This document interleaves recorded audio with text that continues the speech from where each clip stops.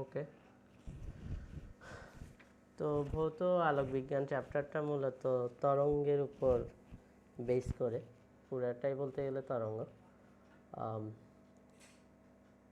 আলোর দুইটা ধর্ম আছে, আলোর একটা কণা ধর্ম আছে আর একটা তরঙ্গ ধর্ম আছে। তো ভৌত আলোক বিজ্ঞানটা মেইনলি হলো আলো যে তরঙ্গ হিসেবে কাজ করে ওইটার উপর ডিপেন্ড করে, বিভিন্ন সূত্র দিছে বা অঙ্ক আছে আর কি। তো প্রথম থেকে তাড়িৎ চুম্বকীয় তরঙ্গ নামে একটা তরঙ্গ আছে তোমাদের বইয়ে। এটা মানে হলো দুইটা তরঙ্গ একসাথে মিলিত হবে। এখন একসাথে মিলিত হবে ওরকম কিছু না, মানে তড়িৎ দুইটা তরঙ্গ, একটা হলো তড়িৎ ক্ষেত্রের জন্য আর একটা হলো চৌম্বক ক্ষেত্রের জন্য, এবং দোনোটা তরঙ্গ অবশ্যই পরস্পর লম্বভাবে অবস্থান করবে। এখন ওটা আসলে চিত্রে দেখানো যাবে না, এগুলো ত্রিমাত্রিক জিনিস, যে একটার সাথে আরেকটা লম্বভাবে অবস্থান করে তখন নতুন আরেকটা তরঙ্গ তৈরি হয়। তো তাড়িৎ চৌম্বক তরঙ্গ মানে হলো তুমি শুধু বৈশিষ্ট্যগুলো মনে রাখতে হবে, মেডিকেলে আসে এটা, যে তাড়িৎ চৌম্বক তরঙ্গের বৈশিষ্ট্য একটা তড়িৎ ক্ষেত্র থাকবে একটা চৌম্বক ক্ষেত্র থাকবে, সাথে ওরা পরস্পর লম্বভাবে অবস্থান করবে, তখন সামনের দিকে অগ্রসর হবে, দুটোটাই অগ্রগামী তরঙ্গ, কোনো প্রবলেম নেই এখানে। এরপর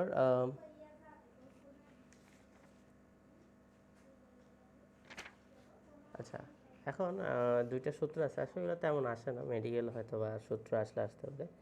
বি সমান B naught sine 2π/λ VT minus X. এটা আসলে একটা অগ্রগামী তরঙ্গের সমীকরণ। আমরা তরঙ্গ যখন পড়ছিলাম বলছিলাম যে অগ্রগামী তরঙ্গের সমীকরণটা দেখতে এরকম হয়, ভিটি মাইনাস এক্স টাইপের। তো এই যে বি এর সূত্রটা, এটা হলো যে চৌম্বক ক্ষেত্রের জন্য, চৌম্বক ক্ষেত্রের যে সূত্রটা আছে এটা হলো যে B naught sine 2π/λ VT minus X. এটা একটা অগ্রগামী তরঙ্গের সমীকরণ, আর এটা হলো অনলি চৌম্বক ক্ষেত্রের জন্য। তো এখানে আমি একটু পরিচয়গুলো বলে দিই। পরিচয়টা হলো বি নট যেটা আছে, পি নটটা হলো সর্বোচ্চ, মানে সর্বোচ্চ চৌম্বক ক্ষেত্র যত পাওয়া সেটার মানটাই হলো বি নট। এখন যে কোনো আমি তোমাদের লেখচিত্র দেখাই, লেখচিত্রগুলো এরকম টাইপের হয়। তো এখানে যদি তুমি বলো যে এখানে সর্বোচ্চ মান কোথায় পাবো, এখানে সর্বোচ্চ মান এই জায়গায় পাবা, এখানে পাবা, এখানে পাবা, তারপর আরও অনেক জায়গায় পাবা। কিন্তু সবসময় যে সর্বোচ্চ মান থাকবে তা তো না, কারণ সময় যত বাড়তেছে এটা একবার মানটা বাড়তেছে, আরেকবার কমতেছে, আরেকবার বাড়তেছে, আরেকবার কমতেছে। তো সেজন্য এটা লেখচিত্রটা একটু তরঙ্গের মতো হয়, যে সময়ের সাথে সাথে তার মানটা বাড়ে আবার কমে, এরকম আর কি। তার বি নটটা হলো এই যে এই পয়েন্টটা, একদম উপরের পয়েন্টটাকে আমরা বলতেছি বি নট বা সর্বোচ্চ চৌম্বক ক্ষেত্র। তো একইভাবে তড়িৎ ক্ষেত্রের জন্য একটা সূত্র আছে, E naught sine 2π/λ VT minus X. এটা হলো তড়িৎ ক্ষেত্রের জন্য সূত্র। এখানেও সেম কথা, এটা হলো তড়িৎ প্রাবল্য, এটা হলো সর্বোচ্চ তড়িৎ প্রাবল্য, আর বাকিগুলো যা জানো এটা আর কি, তরঙ্গ দৈর্ঘ্য, বেগ, সময়, দূরত্ব আর কি। আর সি সমান একটা সূত্র আছে, এই সূত্রতেও অঙ্ক আসে, কারণ ছোটোখাটো সূত্র তো এগুলো সেজন্য আসে। ই নট বাই বি নট সবাই একটু মনে রাখি। এখানে তোমরা একটু উল্টে ফেলো, যে অনেক সময় বিকে উপরে নিয়ে যাও, ইকে নিচে নিয়ে যাও, ওরকম কিছু করিও না। সবসময় তড়িৎ ক্ষেত্রটা উপরে থাকবে আর চৌম্বক ক্ষেত্রটা নিচে থাকবে। সি মানে হলো আলোর বেগ, সি সমান E naught by B naught, C সমান E naught by B naught. Already বলে দিছি ই নট কী জিনিস, বি নট কী জিনিস, সর্বোচ্চ তড়িৎ প্রাবল্য, সর্বোচ্চ চৌম্বক ক্ষেত্র। আবার একইভাবে ওটা বলতে পারো, যদি তুমি তরঙ্গের ক্ষেত্রে চিন্তা করো তাহলে এটা হলো যে তড়িৎ প্রাবল্যের বিস্তার, এটা হলো চৌম্বক ক্ষেত্রের বিস্তার। কারণ আমরা জানি যে কোনো তরঙ্গের ক্ষেত্রে সর্বোচ্চ মান তখনই পাবো যখন সে বিস্তার অবস্থানে থাকে, ঠিক আছে? তো এগুলাকে আমরা বিস্তারও বলতে পারবো। এখন বাংলায় যেটাই বলো, তুমি শুধু আইডেন্টিফাই করতে হবে এখানে বি নট কোনটা, ই নট কোনটা। তো এখানে বেশিরভাগ সময় হয়তো বা বি নট দেওয়া থাকে, ই নটটা বের করতে বলো, অথবা ই নট দেওয়া থাকে, বি নট বের করতে বলে। আর আলোর বেগ তো আমরা সবাই জানি, সি 3 × 10⁸, ওটা তোমাকে কখনো বাই করতে বলবে না। এরপরে আসো পয়েন্টিং ভ্যাক্টর। পয়েন্টিং ভ্যাক্টর এখন আপাতত তোমাদের দরকার নেই, এগুলো আসে না। কিন্তু পয়েন্টিং ভ্যাক্টরের দুইটা সূত্র আছে, এটার কোনো অঙ্কও আসবে না, তো তোমাদের এত মানে এটা নিয়ে এত পড়ালেখারও দরকার নেই। এটার অনলি সূত্রটা আসে, সূত্র মানে নিচে কোনটি পয়েন্টিং ভেক্টরের সূত্র, তো তোমাকে অনেকগুলো সূত্র দিবে, তো নিচে কোনটা সঠিক তুমি বলবা। তো এটার মধ্যে দুইটা সূত্র আছে, আমি দুইটা সূত্রই লিখতেছি। এটা ভেক্টর দিয়ে চিহ্ন, আসলে এটা হলো ক্রস গুণনের সূত্র।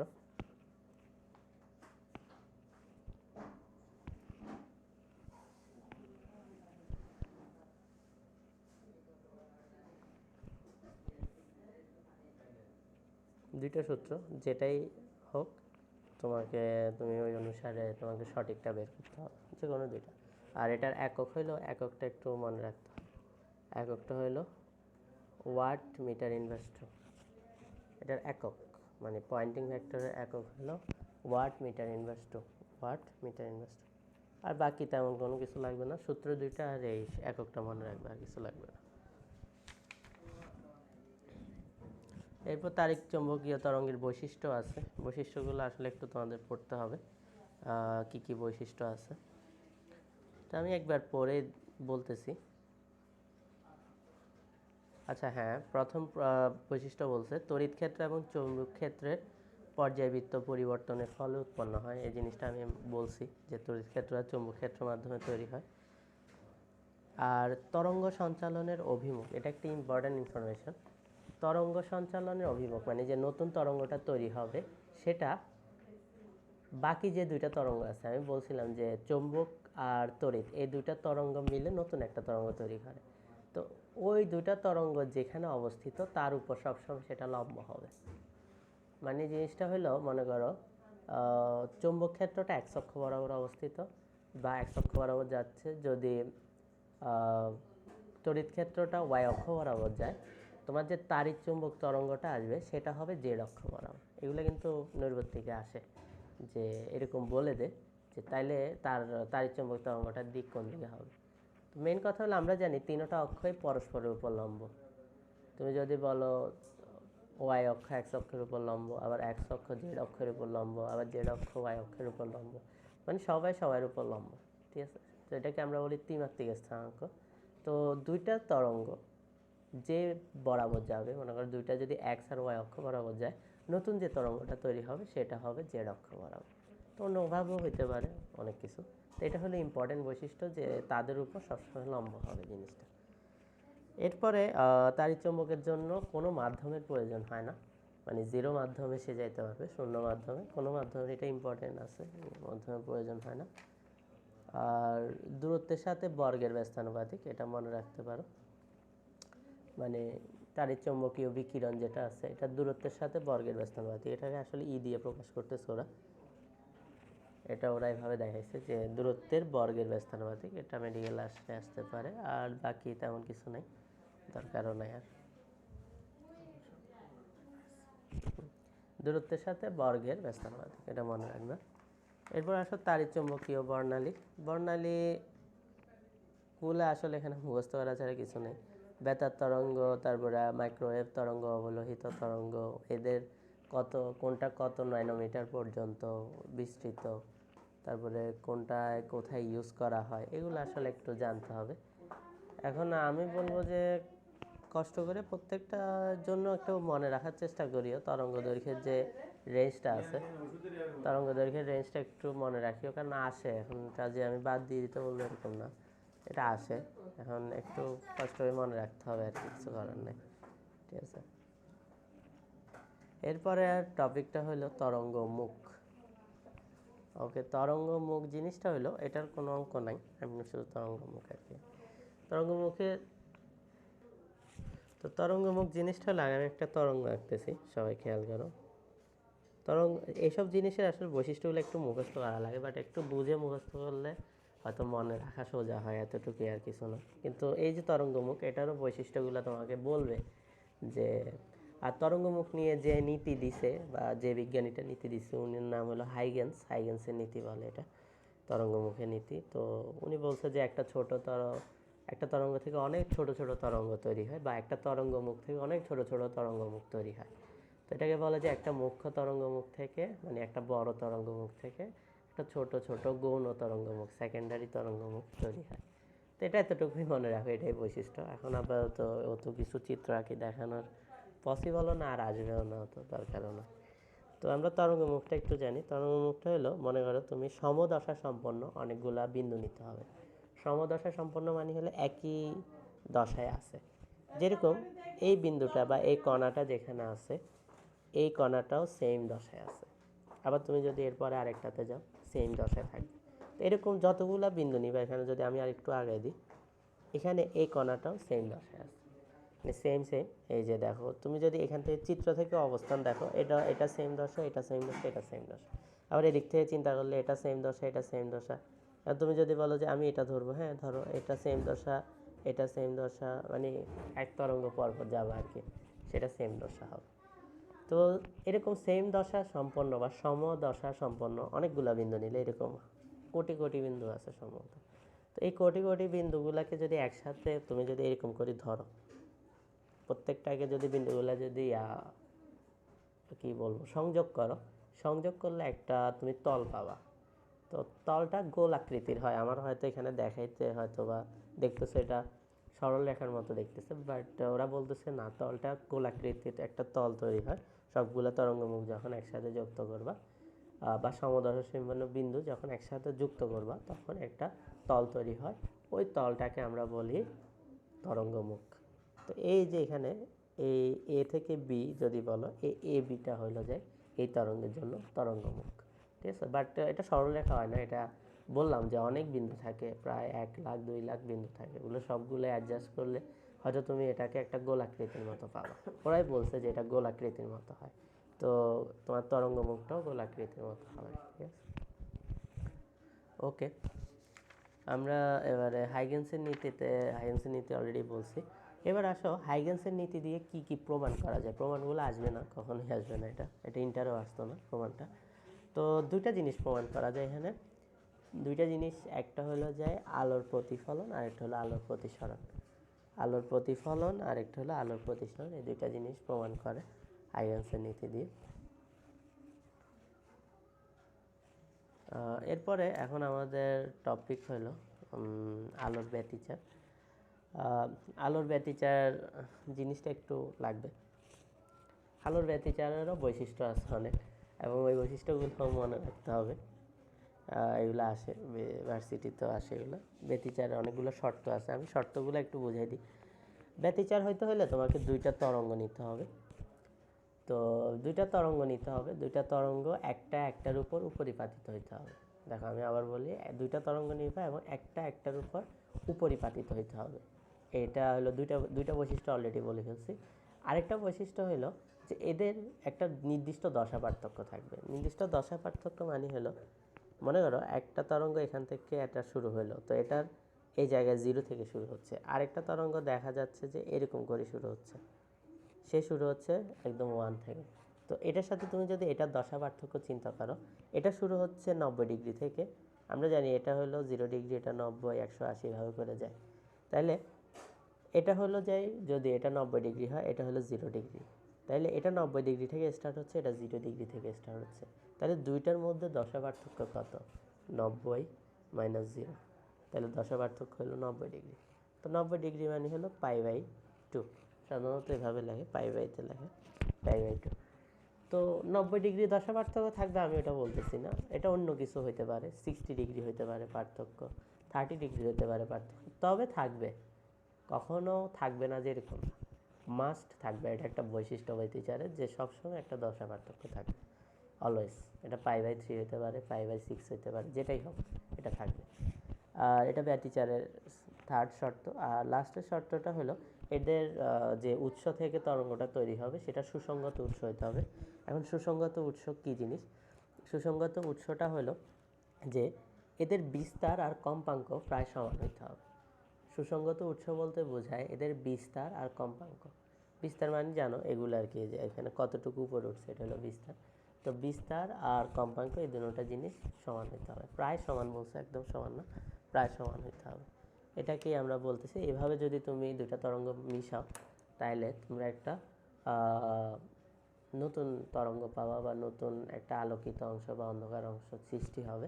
এগুলাকে আমরা বলতেছি ব্যতিচার। তো ব্যতিচারের জন্য আসলে এক জায়গায় আলো তৈরি হয় অথবা এক জায়গায় অন্ধকার তৈরি হয়। তো দুই ধরনের ব্যতিচার আছে, একটা হলো গঠনমূলক ব্যতিচার আর একটা হলো ধ্বংসাত্মক ব্যতিচার। গঠনমূলক ব্যতিচার মানে হলো যে সেখানে আলোক অংশ তৈরি হবে। যে জায়গায় গঠনমূলক ব্যতিচার হবে সেখানে আলো অংশ মানে আলোক উজ্জ্বল অংশ তৈরি হবে, আর যে জায়গায় ধ্বংসাত্মক ব্যতিচার তৈরি হবে সেখানে অন্ধকার অংশ তৈরি হবে, মানে দেখতে তুমি অন্ধকার দেখবে ওইটাকে। আর যে জায়গায় গঠনমূলক হবে সেখানে আলো তৈরি হবে, আলো অংশ তৈরি হবে। তো এটার উপরে আসলে আমাদের পরের অঙ্কগুলো ডোরা প্রস্থ বা ডোরাগুলা জিনিসগুলো এখানে আসে, অন্ধকার ডোরা, আলোক ডোরা। এটা সব ব্যতিচার। ব্যতিচার বললাম দুই ধরনের হয়, একটা হলো গঠনমূলক ব্যতিচার আর একটা হলো ধ্বংসাত্মক ব্যতিচার। এখন কখন আমরা এটাকে ধ্বংসাত্মক ব্যতিচার বলবো, কখন আমরা এটাকে গঠনমূলক ব্যতিচার বলবো, আসো এটা দেখে। প্রথমে একটা সূত্র লিখতেছি আমি।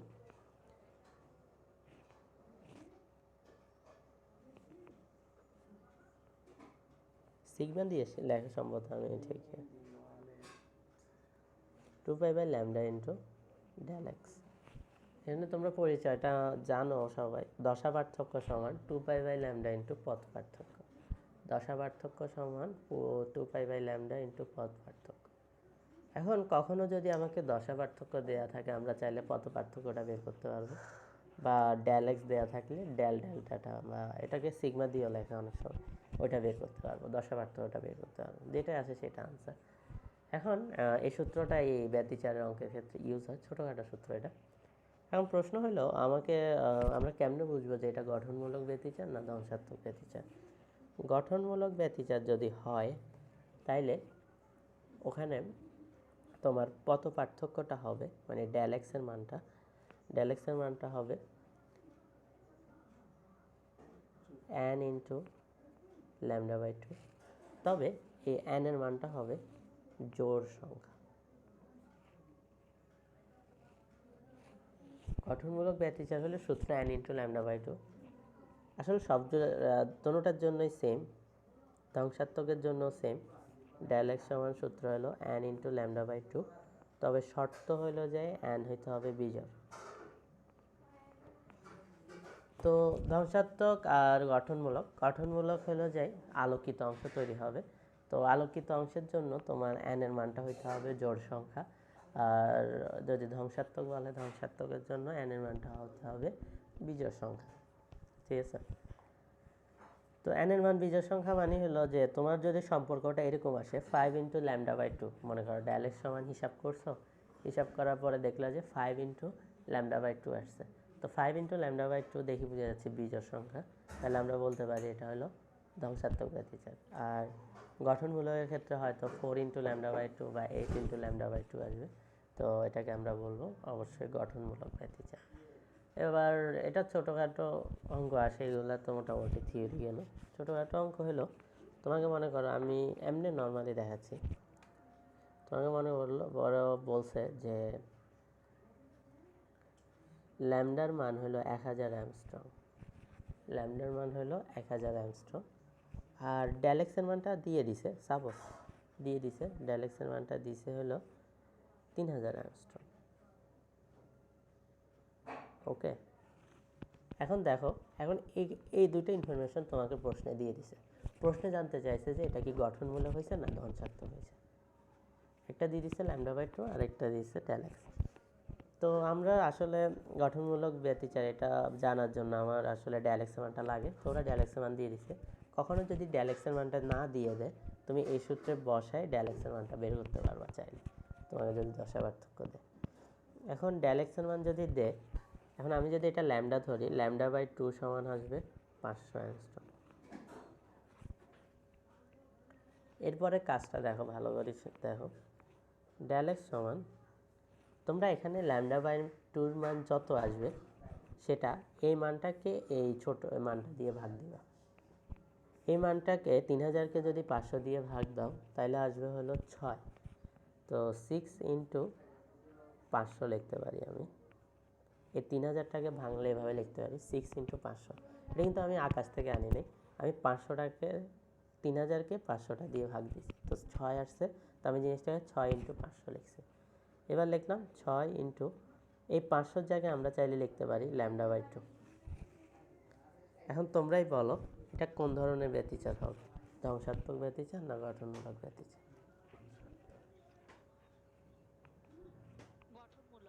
গঠনমূলক ব্যতিচার। তো আশা করি বুঝাতে পারছি যে কখন গঠনমূলক ব্যতিচার হবে, কখন ধ্বংসাত্মক হবে। কারণ গঠনমূলক ব্যতিচার হলে n এর মান হইতে হবে জোড় সংখ্যা। তো এখানে দেখাই যাচ্ছে আমার n এর মান হলো জোড় সংখ্যা, মানে 6। ঠিক আছে, তো সবগুলো নিয়মই এটা, মানে তুমি যেই ব্যতিচারই বাইর করতে চাও, তোমার এই নিয়মের বাইরে কিছু নাই। তোমাকে এইভাবে করে বের করে নিতে হবে। তবে এটা একটু দ্রুত করতে হবে, এটা তো আমি ভাঙ্গি দেখাইছি। অনেক দ্রুত মাথায় করে তো এটা আনসার দিতে হবে আর কি। ব্যতিচার গেল, এরপর আসো ইয়ংয়ের দ্বিতীয় পরীক্ষা। এটার পরীক্ষা এত দরকার নেই। এখানে মেইনলি আমাদের যে জিনিসটা লাগবে,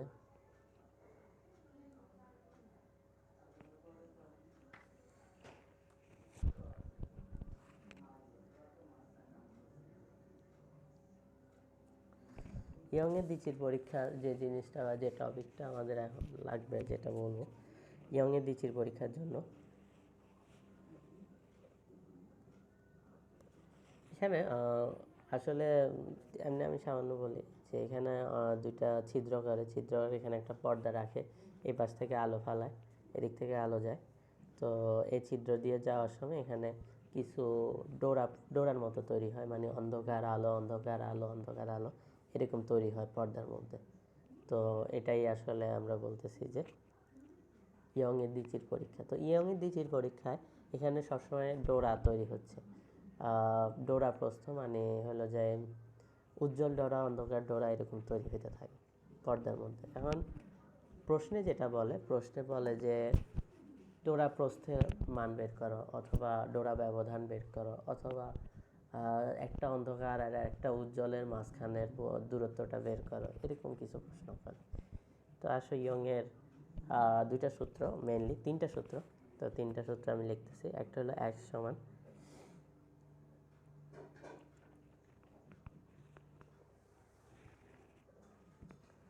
del x সমান, আচ্ছা এটা কিন্তু সমানুপাতিক জিনিসগুলো আসে এই সূত্র থেকে, যে কিসের সমানুপাতিক কিসের ব্যস্তানুপাতিক এটা আসে। del x সমান এটা, আর লাস্ট হলো xn সমান n lambda d by d। আচ্ছা এখানে বড় ডি মানে হলো যে এই যে তোমার উৎস থেকে পর্দার দূরত্ব যেটা, এটাকে আমরা বলতেছি বড় ডি।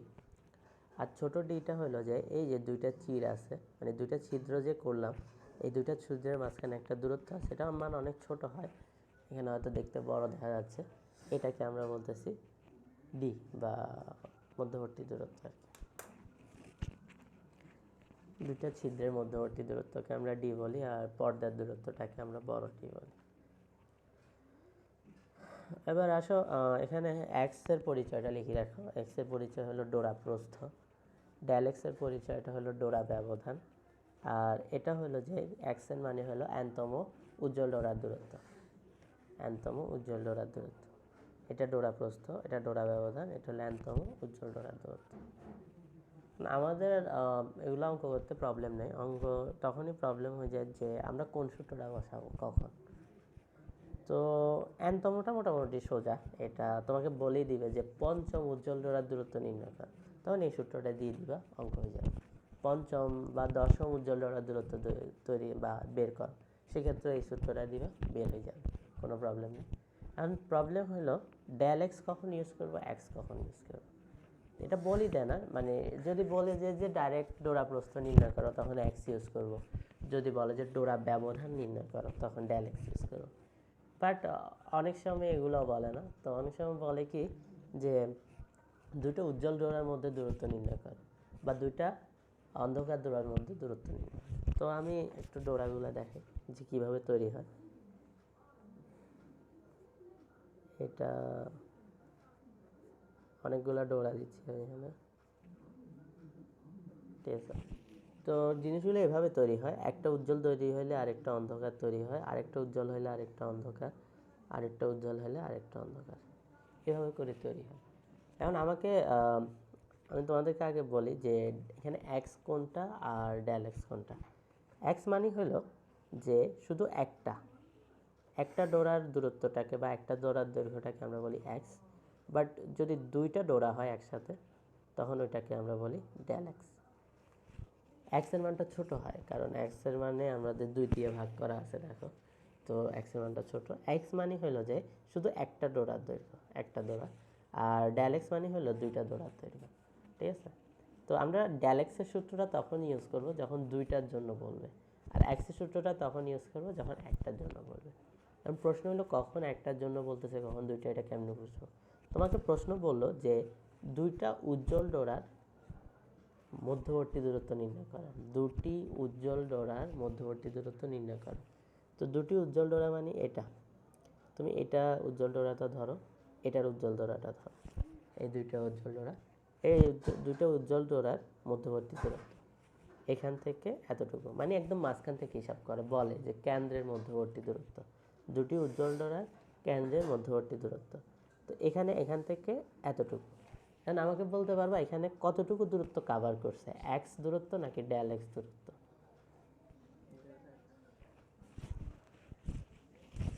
আর কেউ?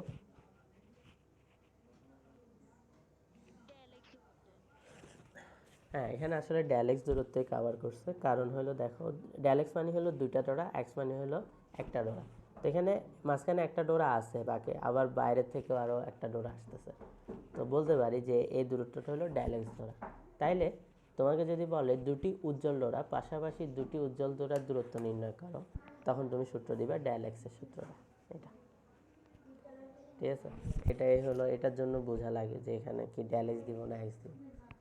আর দুইটা অন্ধকারে বলতে যদিও বলে তাইলেও সেম আনসার হবে। দুইটা মনে করো অন্ধকার, বললো যে দুইটা অন্ধকারের মধ্যবর্তী দূরত্ব, এটা অন্ধকার, এটা অন্ধকার, এটাও সেম যদি দূরত্ব হিসাব করো দেখো এটাও আসবে ডেল এক্স, কারণ দুইটা হিসাব হচ্ছে, এখানে মাঝখানে আছে আবার বাইরের থেকে আছে। তো এটা দুইটা দূরত্ব হিসাব করতেছি, তাহলে এটার মান হবে ডেল এক্স। এখন যদি প্রশ্নে বলে যে একটা উজ্জ্বল এবং একটা অন্ধকারের মধ্যবর্তী দূরত্ব নির্ণয় করো, একটা উজ্জ্বল এবং একটা অন্ধকার, তো আমি এখানে একটা তিনটা আঁকি। তো এটা হলো একটা উজ্জ্বল আর এটা হলো একটা অন্ধকার, তো আমি এটা নিলাম, এটা নিলাম, এতটুকু দূরত্ব। তো দেখি বুঝতেছো এতটুকু দূরত্ব হলো যে এক্স, এটা কখনো ডেল এক্স না। ডেল এক্স মানে হলো দুইটা, দুইটা দূরত্ব কাভার করলো এটাকে আমরা বলি ডেল এক্স, আর একটা দূরত্ব কাভার করলো এটাকে আমরা বলি এক্স।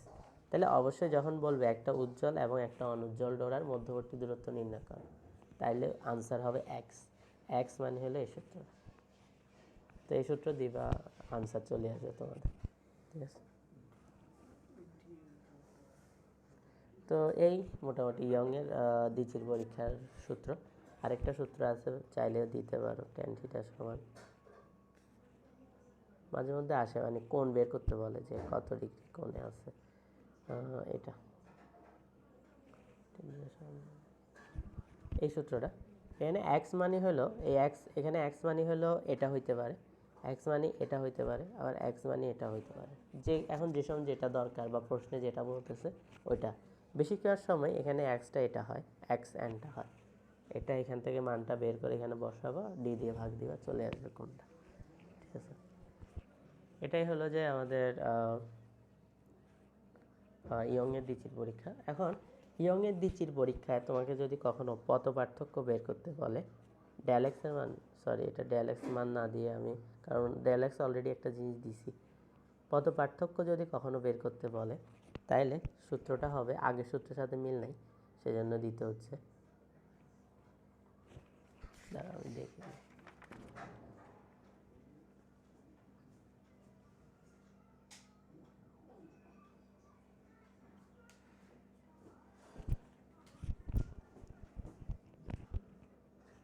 এই সূত্রটা, যে কখনো যদি ইয়ংয়ের দ্বিতীয় পরীক্ষার ক্ষেত্রে তোমাকে পথ পার্থক্যটা বের করতে বলছে, তখন তুমি এই সূত্রটা দিবে, পথ পার্থক্য সমান এক্স ডি বাই ডি। তো এখানে সব কিছু আসলে জানো তোমরা, যে এক্স কী জিনিস, ডি কী জিনিস, বড় ডি কী জিনিস। তো এই মানটা দিবা, তোমাদের পথ পার্থক্যটা বের করবা। দেখো পথ পার্থক্য যদি বের করতে পারো আরেকটা সুবিধা আছে, পথ পার্থক্যটা বের করতে পারলে তুমি যদি এটা এখানে বসাও, পথ পার্থক্যটা এখানে ইউজ করো, তাহলে তুমি এটা থেকে বুঝতে পারবা এটা কি গঠনমূলক ব্যতিচার হবে নাকি ধ্বংসাত্মক ব্যতিচার হবে। তাহলে পথ পার্থক্য বের করার অনেক বেনিফিট আছে, যে পথ পার্থক্য বের করলে আমরা এটাও জানতে পারবো এটা কি গঠনমূলক হবে নাকি ধ্বংসাত্মক হবে, বা এটা কি আলোকিত হবে নাকি অন্ধকার হবে। এটা এরপর আসো অপবর্তন, পরের টপিকটা হলো অপবর্তন। তো অপবর্তন যে টপিকটা, অপবর্তন আর গ্রেটিং, এটাই লাস্ট টপিক এখানে। এটা এত বড় না চ্যাপ্টারটা, মোটামুটি সোজাও আছে চ্যাপ্টারটা। তো আমি পরে লাস্টের দিকে কিছু অঙ্ক করে দিব। তো অপবর্তনে আমি সূত্রগুলো বলে দিব। আচ্ছা, অপবর্তন মানে সামান্য আমি বলে দিই যে কী জিনিস। সেটা চিত্রটিত্র অনেক বিশাল, আসলে আঁকতে কষ্ট হয়ে যাবে এখন। অপবর্তন জিনিসটা হলো যে আমাদের যে ছায়া পড়ে বা কোনো বস্তুর যে ছায়া পড়ে, এই যে ছায়া পড়তেছে, ছায়া পড়লে তার ছায়ার কোণাগুলা, মানে একদম প্রান্ত যেগুলো, ছায়া যতটুকু হয়েছে, মনে করো একটা কলমের ছায়া করছে, তো কলমের অবশ্যই ছায়ার একটা প্রান্ত আছে। ওই প্রান্তের মধ্যে পুরোপুরি অন্ধকার থাকে না, ছায়া তো অন্ধকার হওয়ার কথা ছিল। ওই প্রান্তের মধ্যে পুরোপুরি অন্ধকার থাকে না, সামান্য ওখানে মানে উজ্জ্বল অনুজ্জ্বল বা অন্ধকার আলো অন্ধকার আলো ডোরা ডোরা সৃষ্টি হয়, অনেক সূক্ষ্ম থাকে এটা। এটা তুমি হয়তো মাইক্রোস্কোপ বা অন্য কোনোভাবে দেখলে দেখতে পারবা, মানে অনেক সূক্ষ্ম সূক্ষ্ম অনেকগুলো রেখার মতো তৈরি হয়, ডোরার মতো তৈরি হয় ওই জায়গাগুলোতে। তো ওই ঘটনাটাকে আমরা বলতেছি অপবর্তন।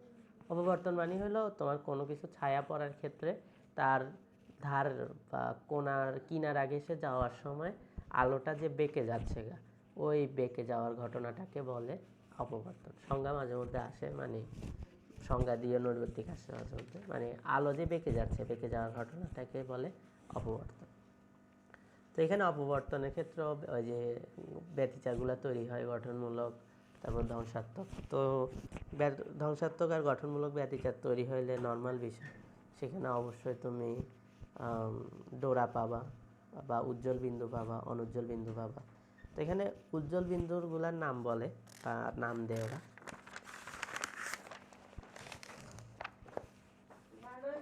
উজ্জ্বল বিন্দুগুলোর নাম তো ওখানে দেয়, মানে অপবর্তনের ক্ষেত্রে উজ্জ্বল মানে দেয় চরম বিন্দু, আর অনুজ্জ্বলটাকে দেয় অবম বিন্দু।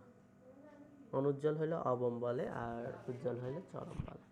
ঠিক আছে, এখন তোমার কাছে কখনো উজ্জ্বল অনুজ্জ্বল বলবে না, তোমাকে দেখবা বলবে যে চরম বিন্দু বের করো বা অবম বিন্দু বের করো। তো এটা জানতে চাই আর কি। তো অপবর্তনের ক্ষেত্রে আসলে তোমাকে দৈর্ঘ্য বা কিছু এগুলো বের করতে বলে না, ওখানে তোমাকে বলবে যে কোণ বের করতে। অপবর্তনের ক্ষেত্রে আসলে আমি তোমার সংজ্ঞাই বলছি যে বেঁকে যাওয়ার ঘটনাটাকে বলে অপবর্তন। তো কোনো কিছু যখন, কোনো রেখা যখন বেঁকে যায়, অবশ্য ওখানে কোণ উৎপন্ন হয়, কখনো দৈর্ঘ্য উৎপন্ন হয় না। তো এই যে কি কত ডিগ্রি কোণ উৎপন্ন হচ্ছে, এটাই তোমাকে জানতে চাইবে যে অপবর্তন কোণ কত হবে। তো আমরা আসি, আমি সূত্রটা লিখতেছি। এ সাইন থিটা সমান n ল্যামডা, সরি, এটা হলো অবমের জন্য ঝাপসা। ঠিক হয়ে যাবে আশা করি, কতক্ষণ পর, একটু ওয়েট করো, না হলে বলিও যদি ঠিক না হয়। অবম, অবমের সূত্রটা মানে তোমাকে যদি বলে যে অবম, প্রশ্নেই বলে দিছে অবম, তো আমি অবমের সূত্রটা লিখে দিছি যে এ সাইন থিটা সমান n ল্যামডা। এখন তোমাকে প্রশ্নে যদি বলে যে চরম, তাহলে সূত্রটা হবে এ সাইন থিটা 2n + 1 ল্যামডা।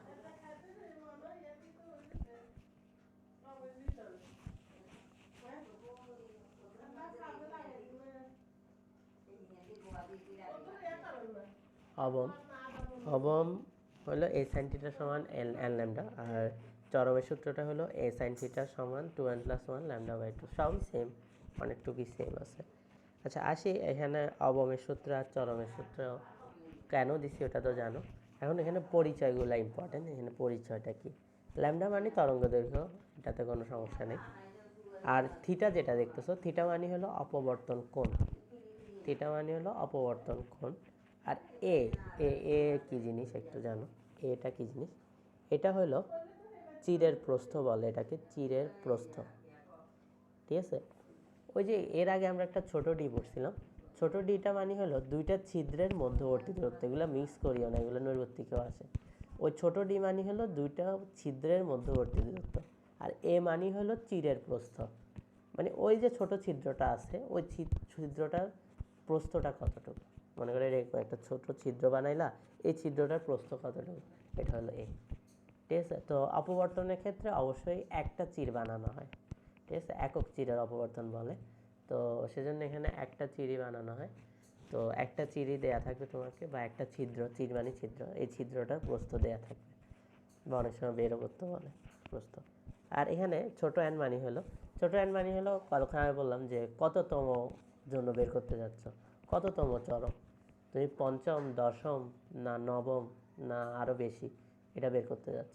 তো সেক্ষেত্রে তোমাকে অবশ্যই এনের মানটা যদি বলে যে নবম, তাহলে নবম 9 এনের মান, যদি বলে যে পঞ্চম তাহলে 5, যদি বলে যে দ্বিতীয় 2 এনের মান, মানে এটা কততম বের করতে যাচ্ছ, এটা কত ক্রম চরম বা কত ক্রম অবম, এটা বের করতে যাচ্ছ, এটা মানে এন। তো এটা বসাবা, তোমার আনসার ডিরেক্ট চলে আসবে। এখানে কোনো প্যাঁচানি মানে প্যাঁচায়ও না, কিছু করেও না, একদম সোজা চ্যাপ্টার সব অঙ্কগুলো এখানে, ঠিক আছে। এবং এগুলো ভার্সিটিতে ছোটোখাটো অঙ্কগুলো আসে, মেডিকেলে আসলে সর্বোচ্চ সূত্রটা আসবে, এছাড়া তেমন কিছু আসে না এখানে। আর অপবর্তনের দুইটা আছে, একটা হলো ফ্রেনেল শ্রেণীর অপবর্তন, আর একটা হলো ফ্রনহোফার শ্রেণীর অপবর্তন। দুই ধরনের অপবর্তন আছে।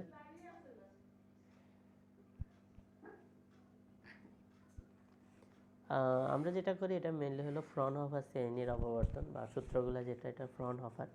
কারণ ফ্রনহোফারের ক্ষেত্রে আমাদের উৎসগুলো অসীম দূরত্ব অবস্থান করে, মানে যে জায়গা থেকে আলো আসতেছে সেটা অসীম দূরত্ব অবস্থান করে। তো যদি অসীম দূরত্ব হয় সেজন্য এটাকে আমরা বলবো ফ্রনহোফার শ্রেণীর অপবর্তন। তো এগুলো আসলে মুখস্থের ব্যাপার, আমি শুধু বলে দিচ্ছি এটাই, আর কিছু না, এখানে বইয়েও আছে এটা। এবার আসো আলোকের অপবর্তনের বৈশিষ্ট্য আছে, ব্যতিচারের অপবর্তনের পার্থক্য বই আছে। তো অবশ্যই অপবর্তন কী জিনিস বলে দিছি, তো বৈশিষ্ট্যগুলো পড়বা। এরপরে গ্রেটিং। গ্রেটিং মানে হলো অপবর্তনই, সেম জিনিস অপবর্তন, বাট গ্রেটিংয়ের ক্ষেত্রে কি করে, ওখানে একটা মানে যন্ত্রের মতো মনে করতে পারো, যে একটা যন্ত্র, গ্রেটিং একটা যন্ত্র যেটা দিয়ে আমরা অপবর্তনের হিসাব নিকাশগুলো করব, ঠিক আছে। তখন একটু সূত্রটা ভিন্ন হয়ে যায়, আগের মতো থাকে না সূত্রগুলা, ঠিক আছে। তো এটা হলো যায় অপবর্তনের জন্য সূত্র। এখন গ্রেটিংয়ের জন্য সূত্রগুলো হলো, সূত্র ওটা লেখো। চরমের সূত্র হলো এ সাইন থিটা সমান এন এন ল্যামডা। আর অবমের সূত্র হলো, এটা হলো গেটিংয়ের জন্য, আমি লিখি না গেটিংটা, গেটিংয়ের জন্য সবাই লিখি দিই। আর এন ইন্টু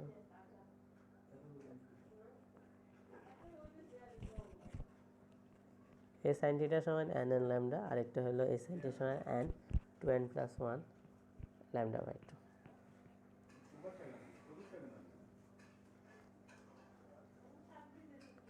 সরি এখানে এটা নাই, সরি এটা নাই, এটা কাটি দাও সবাই, একটু এটা কাটি দাও।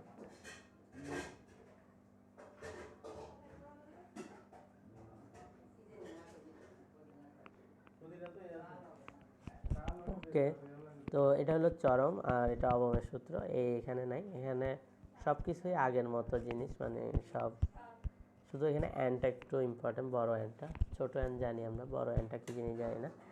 বড় অ্যানের পরিচয়টা হলো যে একক দৈর্ঘ্যের রেখার সংখ্যা, একক দৈর্ঘ্যের রেখার সংখ্যা।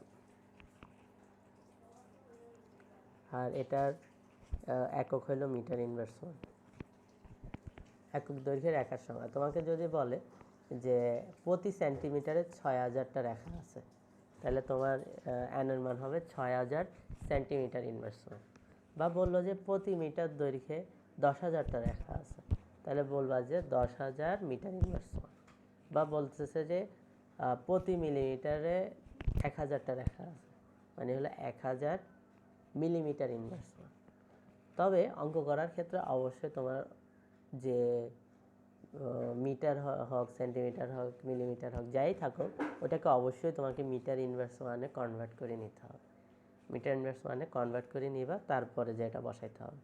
বেশিরভাগ সময় আমি যা দেখছি সেন্টিমিটারে দেওয়া থাকে জিনিসটা, প্রতি সেন্টিমিটারে 6000টা রেখা আছে, মানে 6000 সেন্টিমিটার ইনভার্স 1। তো ওইটা তো আর আমরা অঙ্কে বসাইতে পারবো না, আমাকে ওইটাকে মিটার ইনভার্স 1-এ নিতে হবে। তো মিটার ইনভার্স 1-এ নিতে হলে আমি যদি লিখি এন সমান 6000 সেন্টিমিটার ইনভার্স 1, 6000 ইন্টু কত দিয়ে গুণ দিব, এটা ইম্পর্টেন্ট জিনিস। এখন এটা ইনভার্স দিয়েও গুণ দিতে পারি, টু দি পাওয়ার দিয়েও গুণ দিতে পারি, অবশ্যই 10 টু দি পাওয়ার সামথিং হবে। আগে আমরা একটু জানি যে সেন্টিমিটার থেকে মিটারে নিতে হলে কী করতে হয়। আমরা এটা আশা করি জানি, সেন্টিমিটার থেকে মিটারে নিতে হলে 100 দিয়ে ভাগ দিতে হয়। তো 100 দিয়ে ভাগ দেওয়ার মানে হলো 10 ইনভার্স 2 দিয়ে গুণ দেওয়া আর কি, ঠিক আছে, সেম কথা। 100 দিয়ে ভাগ দেওয়া যে কথা, 10 ইনভার্স 2 দিয়ে গুণ দেওয়া সেই কথা। তো সেন্টিমিটার থেকে মিটারে নিতে হলে 10 ইনভার্স 2 দিয়ে গুণ দিতে হয়। যেহেতু এখানে ইনভার্স আছে, তাহলে তোমার 10 ইনভার্স 2টা টু দি পাওয়ারে কনভার্ট হয়ে যাবে, তখন হয়ে যাবে 10 স্কোয়ার।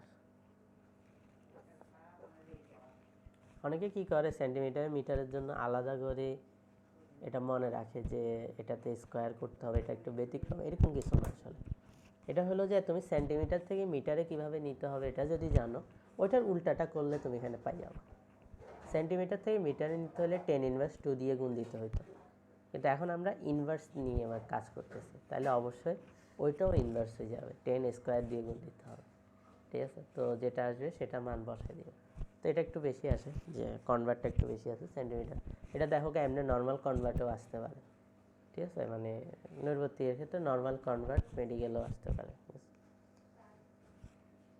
এরপরে অ্যান সমান একটা সূত্র আছে, অ্যান সমান 1/a + b, সবাই এটা লিখতে পারো। 1/a + b মানে হলো, এ মানে হলো, পরিচয়গুলো শুধু মনে রাখো, এটা তেমন ইম্পর্টেন্ট কিছু না, আসে না তেমন। এ মানে হলো যে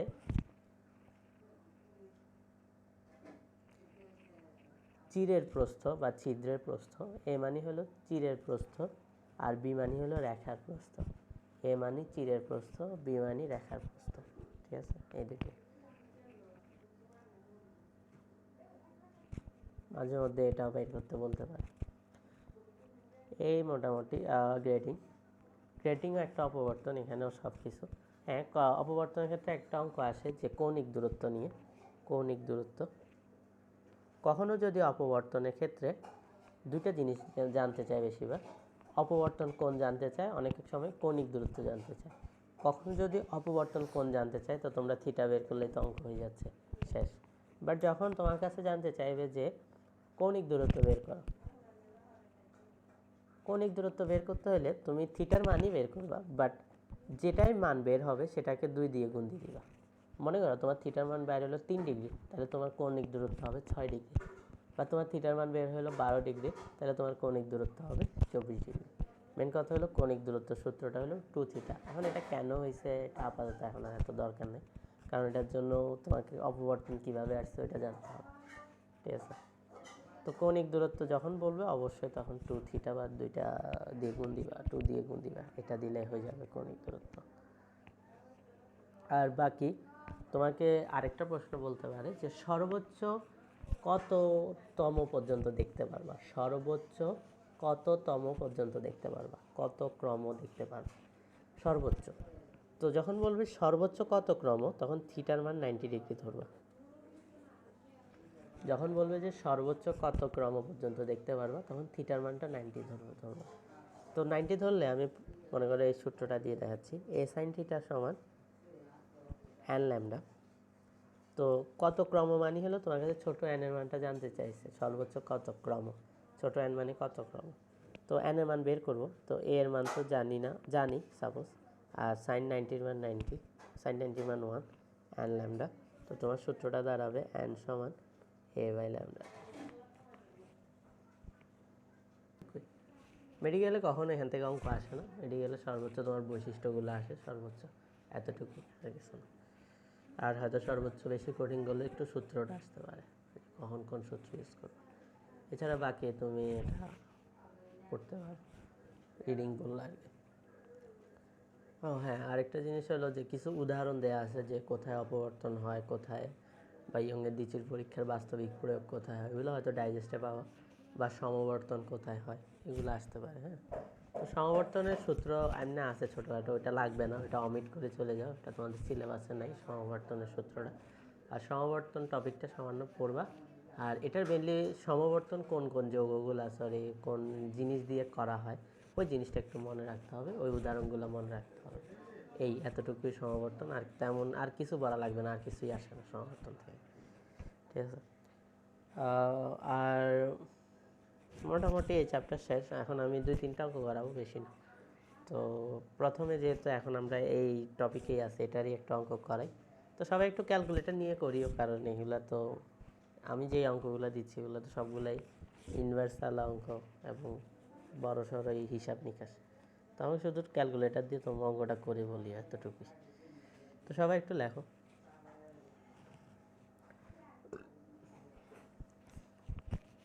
একটি চিরের একক চিরের অপবর্তন পরীক্ষায়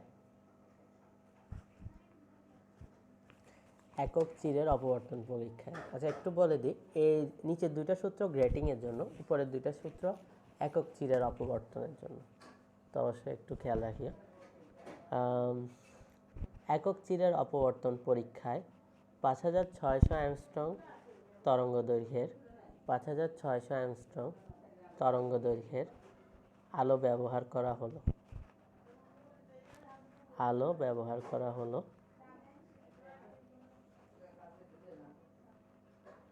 প্রথম ক্রমের অন্ধকার পট্টির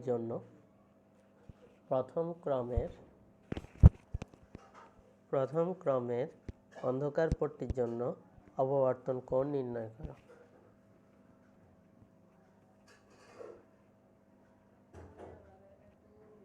আরেকটা ইনফরমেশন দিছে, চিরের প্রস্থ 0.22 মিলিমিটার।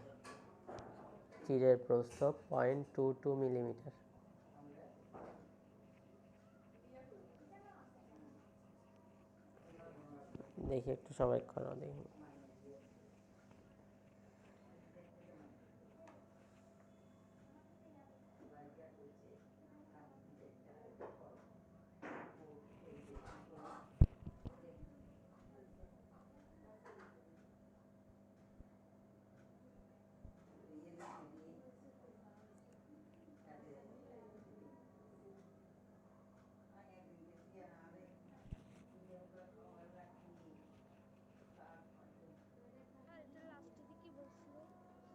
চিরের প্রস্থ 0.22 মিলিমিটার।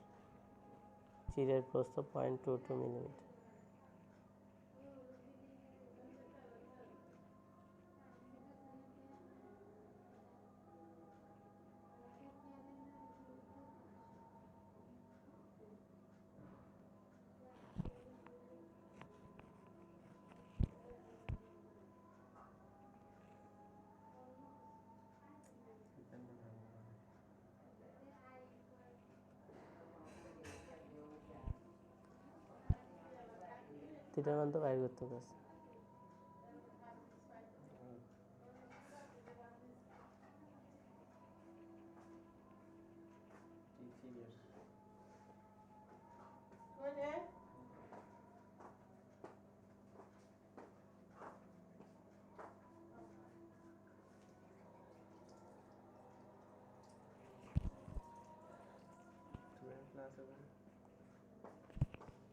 সূত্র চাচ্ছে অবম আর একটা চরম, এখানে অবম চাইছে না চরম চাইছে।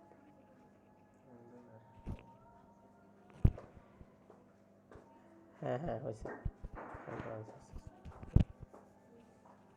ঠিক আছে। তো সূত্র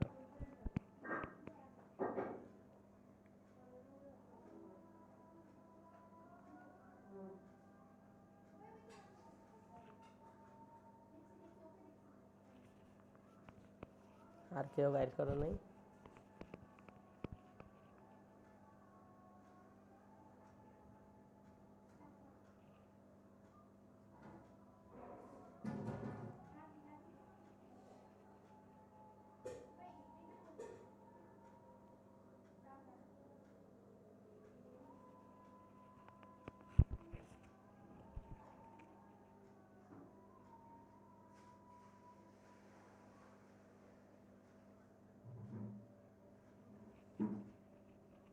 আর্মস্ট্রং এর 10^10।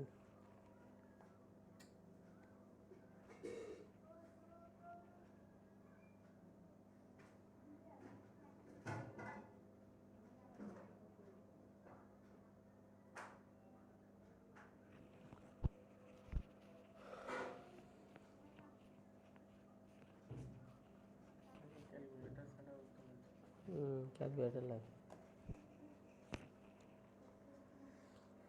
ওকে, তো সবাই আশা করি প্রশ্ন বলতাম। আচ্ছা, নতুন প্রশ্ন করো তাহলে এবার। এটা আপাতত এটা বইয়ে আছে প্রশ্ন।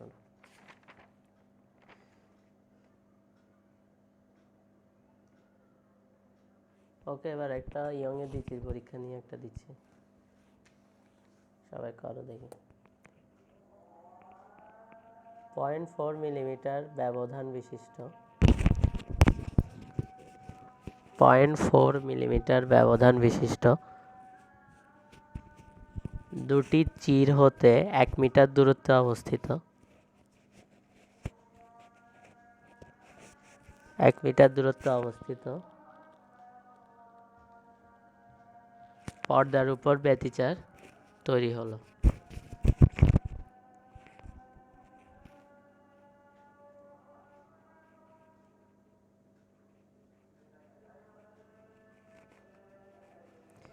ব্যবহৃত আলোর তরঙ্গ দৈর্ঘ্য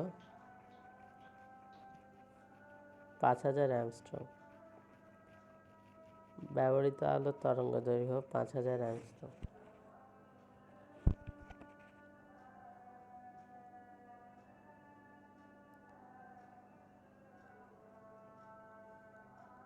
পরপর দুটি উজ্জ্বল ও অন্ধকার ডোরার পরপর দুটি উজ্জ্বল ও অন্ধকার ডোরার কেন্দ্রের মধ্যবর্তী দূরত্ব কত?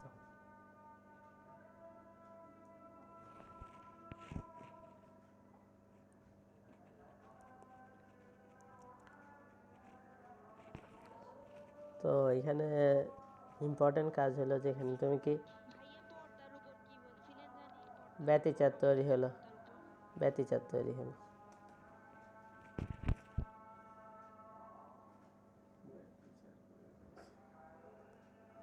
তো এটা অবশ্যই ইয়ং এর দিচির পরীক্ষার সূত্রগুলো হবে। তো কোনটা হবে এটা হলো তোমাদের বাছা। এটা কি এক্স এর সূত্র হবে না ডেল এক্স এর সূত্র হবে নাকি এক্স এন এর সূত্র হবে? আর যদি বাইরে করতে পারো উত্তর বলতে পারো আমাকে।